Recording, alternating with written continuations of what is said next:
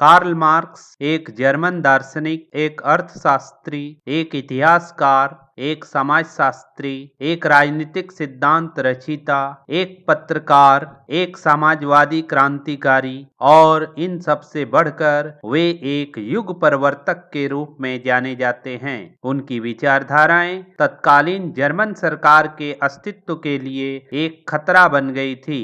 इसलिए जर्मन सरकार ने कार्ल मार्क्स के सभी लेखों, अखबारों एवं पुस्तकों के छपाई और वितरण पर न सिर्फ अपने देश में रोक लगा दी, बल्कि पर्सिया, फ्रांस और बेल्जियम में भी इनके पब्लिकेशन को रुकवा दिया। अंत में कार्ल मार्क्स को अपनी पब्लिकेशन के लिए इंग्लैंड एक सुरक्षित जगह के रूप में मिला, जहां पर रहकर उन्होंने अपने मित्र फ्रेडरिक एंजल्स के साथ उदारवाद के विरुद्ध और श्रमिक वर्ग के समर्थन में अपनी आवाज बुलंद की। कार्ल मार्क्स की विचारधाराएं इतनी प्रभावशाली प्रमाणित हुई कि इसने समूचे संसार को दो भागों में बांट दिया, समाजवादी और पूंजीवादी। तो आइए कार्ल मार्क्स, मार्क्सवाद और मार्क्सवाद के विभिन्न सिद्धांतों को समझते हैं। मार्क्सवाद आधुनिक युग की एक क्रांतिकारी राजनीतिक विचारधारा है। मार्क्सवाद आधुनिक युग की एक विचारधारा है। यह अपने समय में बहुत अधिक लोकप्रिय हुआ था, पूरे समाज में एक क्रांति ला दिया था, इसीलिए इसे एक क्रांतिकारी राजनीतिक विचारधारा कहा जाता है। मार्क्सवाद मूलतः कार्ल मार्क्स एवं फ्रेडरिक एंजल्स की राजनीतिक विचारधारा का योग है। मार्क्सवाद के अंतर्गत कार्ल मार्क्स और उसके फ्रेंड फ्रेडरिक एंजल्स की विचारधाराओं का योगफल है। बाद में आगे चलकर के अनेक मार्क्सवादी विद्वानों ने अपना योगदान मार्क्सवाद में दिया है, जो समस्त रूप से मार्क्सवाद के अंतर्गत आते हैं। मार्क्सवाद सामाजिक परिवर्तन का एक वैज्ञानिक विश्लेषण है। मार्क्सवाद क्या है? मार्क्सवाद सामाजिक परिवर्तन का एक नियम है। समाज में परिवर्तन कैसे होता है, इसकी वैज्ञानिक पुष्टि करता है मार्क्सवाद। मार्क्सवाद का यह सिद्धांत उनके पुस्तक द कम्युनिस्ट मैनिफेस्टो और दास कैपिटल में 19वीं शताब्दी के मध्य में प्रकाशित हुई थी। द कम्युनिस्ट मैनिफेस्टो 1848 ईस्वी में प्रकाशित हुई थी। इसे कार्ल मार्क्स ने अपने विचारों को रखा है। 1877 में दास कैपिटल में मार्क्सवाद की कुछ विचारधाराएं मिलती है। कार्ल मार्क्स और फ्रेडरिक एंजल्स की विचारधाराएं सबसे अधिक द कम्युनिस्ट मैनिफेस्टो में प्रकाशित हुई थी। मार्क्सवाद की विशेषताएं, तत्व या सारांश इसके निम्नलिखित 6 सिद्धांतों से समझा जा सकता है। वैसे तो मार्क्सवाद एक विशाल दर्शन है, लेकिन इसके प्रमुख सिद्धांतों को सिर्फ नीचे लिखे गए 6 हेडिंग के अंतर्गत हम लोग समझ सकते हैं। तो आइए देखते हैं मार्क्सवाद के प्रमुख सिद्धांत। पहला सिद्धांत द्वंद्वात्मक भौतिकवाद, जिसे इंग्लिश में डायलेक्टिकल मटेरियलिज्म कहा जाता है। द्वंद्वात्मक भौतिकवाद मार्क्सवाद का एक दार्शनिक आधार है। मार्क्सवाद ने अपनी जितनी विचारधाराएं रखी है उसमें द्वंद्वात्मक भौतिकवाद मार्क्सवाद का दार्शनिक आधार कहलाता है। मार्क्स का यह द्वंद्वात्मक भौतिकवाद हेगेल के आदर्शवाद पर आधारित है। मार्क्सवाद से पहले भी सामाजिक परिवर्तन का एक नियम प्रसिद्ध विद्वान हेगेल ने अपने भौतिकवाद के अंतर्गत किया था, जिसे आदर्शवाद नाम दिया गया था। सिर्फ अंतर इतना है कि हेगेल का आदर्शवाद का आधार विचार है, जबकि मार्क्सवाद का आधार पदार्थ है। मार्क्सवाद का भौतिकवाद और हेगेल का आदर्शवाद, इन दोनों में सिर्फ अंतर यही है कि हेगेल ने अपना जो आदर्शवाद का सिद्धांत दिया था उसमें विचारों को प्रधानता दिया था और सामाजिक परिवर्तन में विचार का प्रमुख योगदान बताया था, जबकि कार्ल मार्क्स ने सामाजिक परिवर्तन के पीछे पदार्थ, हमारी भौतिक अवस्था को जिम्मेदार ठहराया है। मार्क्स के भौतिकवाद में पदार्थ ही प्रमुख है एवं विचार तो पदार्थ का प्रतिबिंब है। मार्क्सवाद में कहा गया है कि सामाजिक परिवर्तन हमारी भौतिक अवस्थाओं के कारण होता है, न कि विचार के कारण। विचार तो किसी पदार्थ का सिर्फ एक प्रतिबिंब होता है, एक छाया होता है। वास्तव में परिवर्तन हमारी भौतिक सुख साधन से ही होता है। प्रत्येक पदार्थ में आंतरिक विरोध की प्रवृत्ति होती है, जिसके कारण पदार्थ में परिवर्तन होता है। मार्क्सवाद को वैज्ञानिक मान्यता प्राप्त है। इसका कारण यही द्वंद्वात्मक भौतिकवाद है। समाज में परिवर्तन कैसे होता है, इसे पदार्थ में परिवर्तन के द्वारा कार्ल मार्क्स ने हमें समझाया है। तो आइए देखते हैं पदार्थ में परिवर्तन कैसे होता है। तो प्रत्येक पदार्थ में आंतरिक प्रवृत्ति होती है विरोध की, जिसके कारण पदार्थ में परिवर्तन होता है। अर्थात प्रत्येक पदार्थ में दो विरोधी तत्व पाए जाते हैं, सकारात्मक और नकारात्मक। इन दोनों विरोधी तत्वों के परिणाम स्वरूप पदार्थ में परिवर्तन होता है। पृथ्वी पर घटने वाली प्रत्येक घटना का कारण आंतरिक विरोध है। ठीक जैसे पदार्थ में आंतरिक विरोध के कारण परिवर्तन होता है, उसी प्रकार इस धरती पर भी, इस संसार में भी आंतरिक विरोध, चाहे वह समाज का आंतरिक विरोध हो या फिर मनुष्य के परिवार का आंतरिक विरोध हो, उसी के कारण हमारे समाज में और परिवार में परिवर्तन होता है। पदार्थ में यह परिवर्तन तीन कारणों से होता है। पदार्थ में सबसे पहले परिवर्तन कैसे होता है, यह मार्क्सवाद ने हमें समझाया है। तो पदार्थ में परिवर्तन का पहला कारण, किसी पदार्थ की आंतरिक संरचना में संख्यात्मक परिवर्तन कर पदार्थ में गुणात्मक परिवर्तन लाया जा सकता है। यदि पदार्थ के अणु और परमाणु में हम संख्यात्मक परिवर्तन करते हैं, तो पदार्थ के गुण और स्वभाव में भी परिवर्तन आ जाएगा। भौतिक विज्ञान और रासायनिक विज्ञान में जो हम पदार्थ में परिवर्तन पढ़ते हैं, उन सभी परिवर्तनों में पदार्थ की मौलिक संरचना में परिवर्तन होता है, उसके परमाणुओं की संख्याओं में फेरबदल होता है, जिसके कारण रासायनिक प्रतिक्रिया के फलस्वरूप एक नए गुण वाला पदार्थ बन जाता है। दूसरा कारण पदार्थ में परिवर्तन होने का, प्रत्येक पदार्थ में दो विरोधी कण मौजूद होते हैं, जिनमें एकता भी होती है और संघर्ष भी होती है। प्रत्येक पदार्थ में दो विरोधी कण हैं, सकारात्मक और नकारात्मक। उन दोनों में परस्पर विरोध भी होता है, उन दोनों में एकता भी होता है, उन दोनों में संघर्ष होता है। उन दोनों में एकता है, जिसके कारण पदार्थ अपने अस्तित्व में टिका हुआ है, और उन दोनों में विरोधाभास है और संघर्ष है, जिसके परिणाम स्वरूप पदार्थ में एक नई पदार्थ को जन्म देने की शक्ति मौजूद है। एवं इसी कारण पदार्थ में परिवर्तन होता है। तीसरा, पदार्थ के विरोधी कण के संघर्ष के परिणाम स्वरूप नया गुण वाला पदार्थ का जन्म होता है, जिसे निषेध का निषेध कहते हैं। पदार्थ में जो विरोधी कण होते हैं, उनके बीच जो संघर्ष होता है, उसके परिणाम स्वरूप एक नए गुण वाला पदार्थ बनता है। इस नियम को, इस प्रक्रिया को कार्ल मार्क्स ने नाम दिया है निषेध का निषेध। अर्थात पदार्थ में विरोधी संघर्ष के परिणाम स्वरूप एक नया गुण वाला पदार्थ बनेगा। उस नए गुण वाले पदार्थ में पुराने पदार्थ की अच्छाइयां होगी और उसकी बुराइयां त्याग दी जाती है। द्वंद्वात्मक भौतिकवाद का सिद्धांत बहुत बड़ा सिद्धांत है। इस द्वंद्वात्मक भौतिकवाद को अच्छी तरह समझने के लिए मैंने इसके ऊपर एक अलग से वीडियो बना रखा है। आप उस वीडियो को देख करके द्वंद्वात्मक भौतिकवाद को विस्तार से समझ सकते हैं। हेगेल ने द्वंद्वात्मक भौतिकवाद को वाद, प्रतिवाद और संवाद तीन चरणों में व्यक्त किया है। हेगेल ने भी अपने आदर्शवाद के सिद्धांत में भौतिकवाद को वाद, प्रतिवाद और संवाद तीन चरणों में विभाजित किया था। मान लिया जाए कोई घटना वाद है, तो उसके विपरीत जो घटना घटेगी उसे प्रतिवाद कहा जाएगा, और वाद और प्रतिवाद के बीच संघर्ष के परिणाम स्वरूप एक तीसरी घटना घटेगी, उसे संवाद कहते हैं।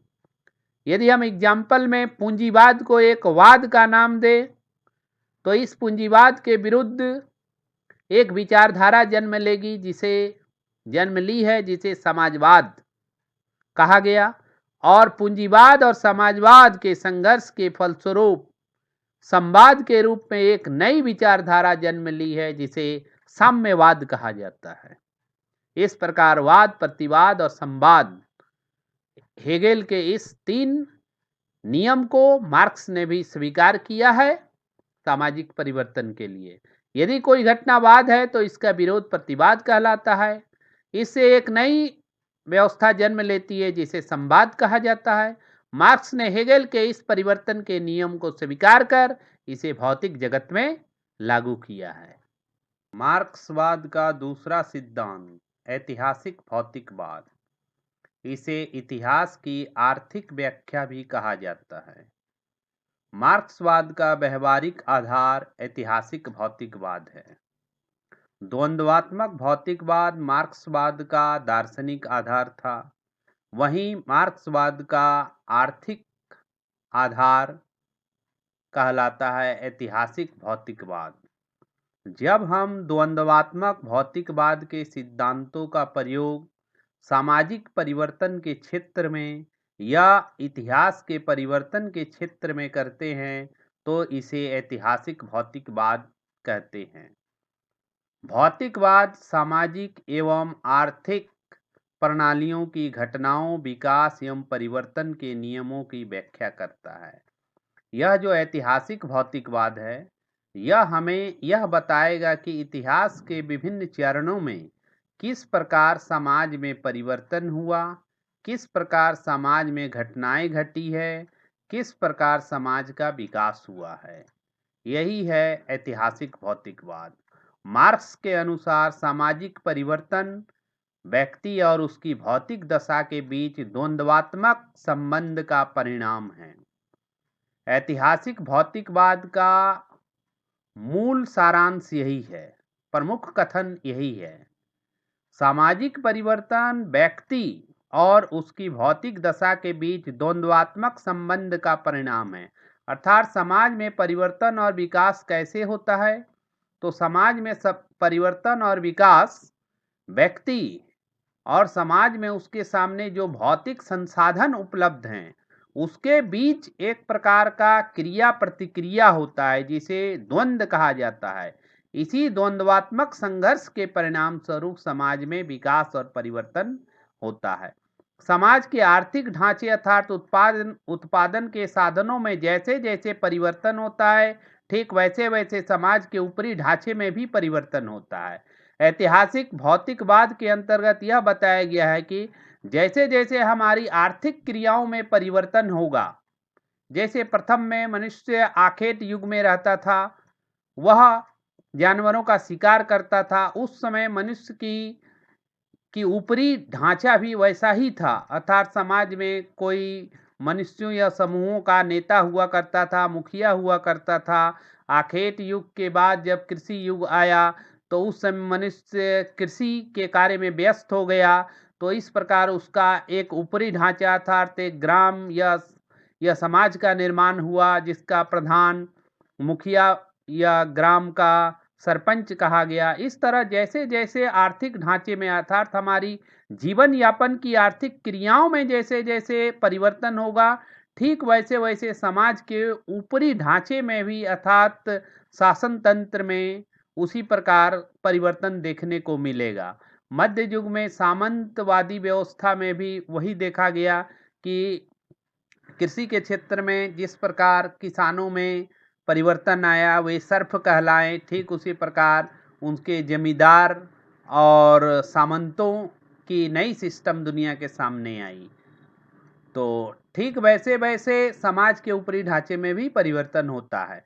समाज के आर्थिक संरचना में बदलाव के साथ साथ राजनीतिक संरचना में भी बदलाव देखने को मिलता है। मूल सारांश यही है कि समाज के आर्थिक संरचना में यदि परिवर्तन होगा तो इसका जो ऊपरी स्ट्रक्चर है, जैसे संसद हुआ, जैसे राज्य की व्यवस्था हुई, सरकार की संरचना हुई, धर्म हुआ, कल्चर हुआ, ये सब में भी हमारी आर्थिक क्रियाओं के परिवर्तन के परिणाम स्वरूप यहाँ भी परिवर्तन देखने को मिलता है।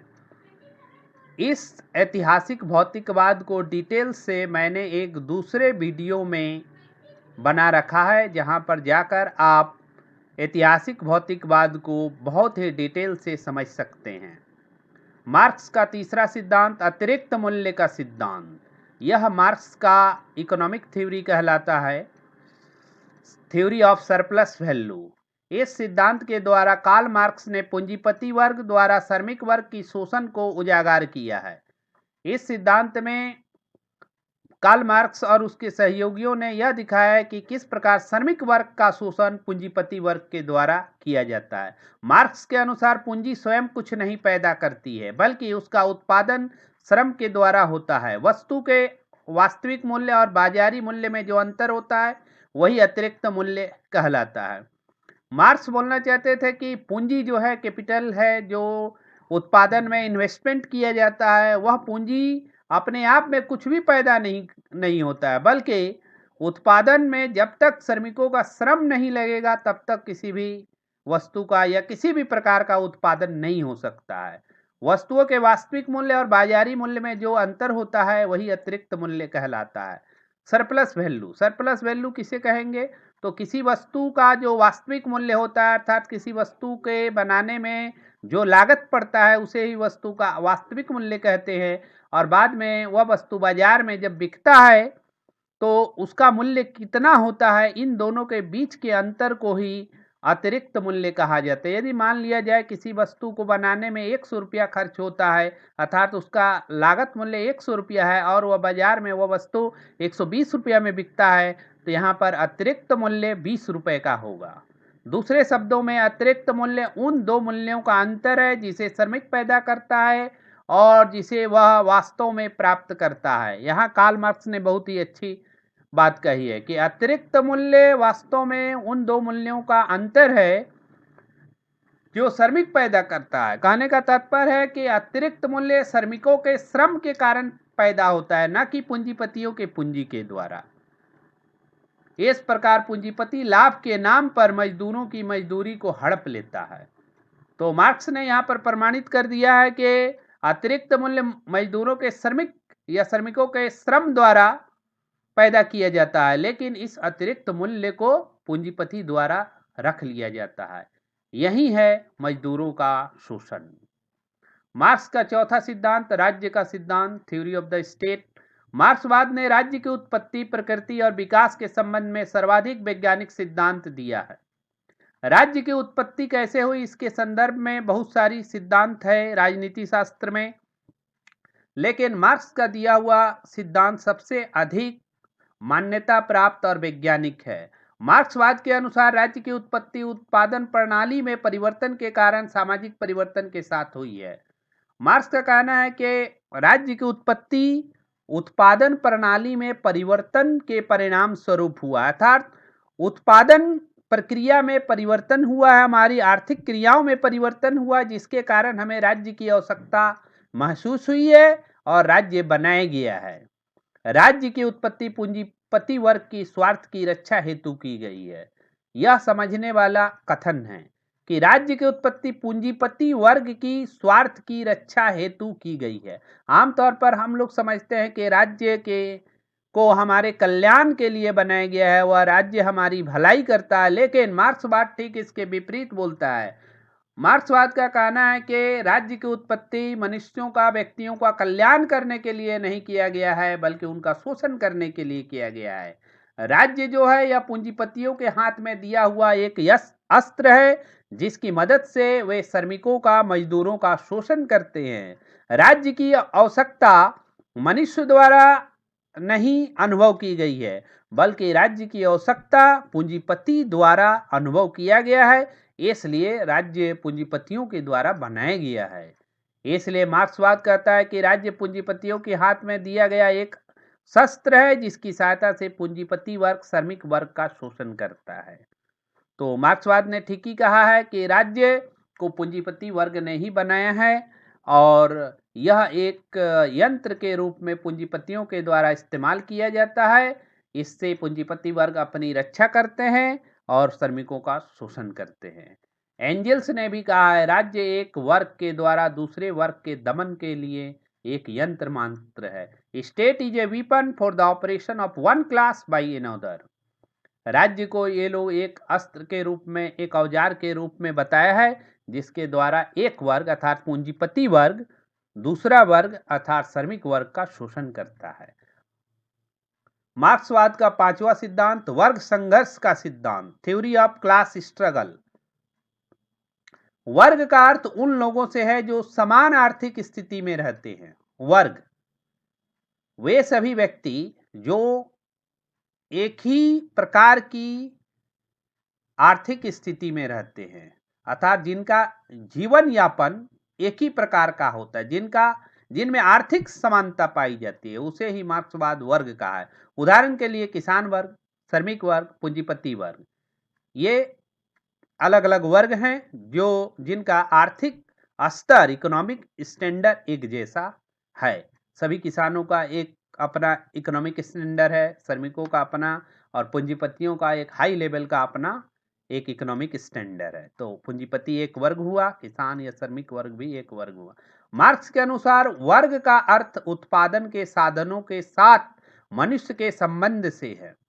अब मार्क्सवाद बोलता है कि वर्ग का अर्थ हुआ उत्पादन के साधनों के साथ मनुष्य के संबंध से। उत्पादन प्रक्रिया में मनुष्य का उत्पादन के जो विभिन्न साधन हैं, यंत्र है, उसके साथ मनुष्य का जो संबंध स्थापित होता है, उसे ही वर्ग कहते हैं। सामाजिक विकास की एक खास अवस्था में वर्ग का उदय हुआ है। प्रारंभ में जब से इस धरती पर मनुष्यों का जन्म हुआ है, तब वर्ग नहीं था, बल्कि सामाजिक विकास की एक विशेष अवस्था में वर्ग का उदय हुआ है। समाज के प्रत्येक युग में वर्ग के उदय के साथ साथ वर्ग संघर्ष भी अस्तित्व में आया है। हाँ, मार्क्स यहाँ एक चीज क्लियर कर देना चाहता है कि जब से इस धरती पर वर्ग का उदय हुआ है, क्लास बना है, उसी समय से क्लास स्ट्रगल भी शुरू हो गया है, वर्ग संघर्ष भी शुरू हो गया। आधुनिक समाज में दो विपरीत वर्ग है, बुर्जुआ वर्ग एवं सर्वहारा वर्ग। अभी जिस युग में हम लोग रहते हैं, इस युग में पूंजीपतियों का एक वर्ग है जिसे बुर्जुआ वर्ग कहा जाता है। पूंजीपति वर्ग को ही कहा जाता है बुर्जुआ वर्ग, और सर्वहारा वर्ग कहा जाता है श्रमिक वर्ग और मजदूर वर्ग को। सर्वहारा वर्ग इन्हें इसलिए कहा जाता है क्योंकि ये सब कुछ हार चुके हैं। इनके पास उत्पादन प्रक्रिया में लगने वाले न तो यंत्र है और न ही भूमि है, जबकि बुर्जुआ वर्ग, पूंजीपति वर्ग, इनके पास उत्पादन के जितने साधन हैं सभी के ये मालिक होते हैं। और सर्वहारा वर्ग के पास उत्पादन की कोई भी वस्तुएं नहीं होती है, बल्कि इनके पास सिर्फ इनका अपना एक श्रम है। ये दोनों वर्ग उत्पादन प्रक्रिया में अधिक से अधिक लाभ कमाना चाहते हैं। पूंजीपति वर्ग अर्थात बुर्जुआ वर्ग और सर्वहारा वर्ग दोनों ही उत्पादन प्रणाली में चाहते हैं कि हमें अधिक से अधिक प्रॉफिट हो। परिणाम स्वरूप एक हिंसात्मक वर्ग संघर्ष का आरंभ हो जाता है, और इस लाभ कमाने के चक्कर में दोनों वर्ग के बीच एक संघर्ष की सृष्टि होती है। मार्क्स और एंजल्स ने द कम्युनिस्ट मैनिफेस्टो में लिखा है, आज तक का संपूर्ण समाज का इतिहास वर्ग संघर्ष का इतिहास है। बहुत अच्छी बात है। The history of all hitherto existing society is the history of class struggle. Marx के अनुसार इतिहास क्या है? इतिहास कुछ नहीं है, इतिहास वर्ग संघर्ष का इतिहास है। आज तक का जितना भी लिखा हुआ इतिहास है, सभी लिखावट में एक ही चीज है, वर्ग संघर्ष का इतिहास।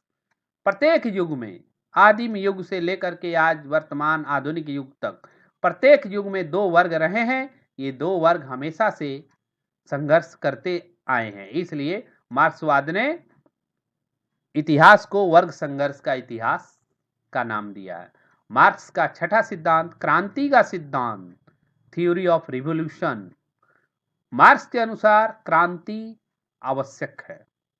कैसे आवश्यक है, आगे हम लोग समझेंगे। मार्क्स एवं एंजल्स के अनुसार उत्पीड़ित समाज में क्रांति अनिवार्य हो जाता है।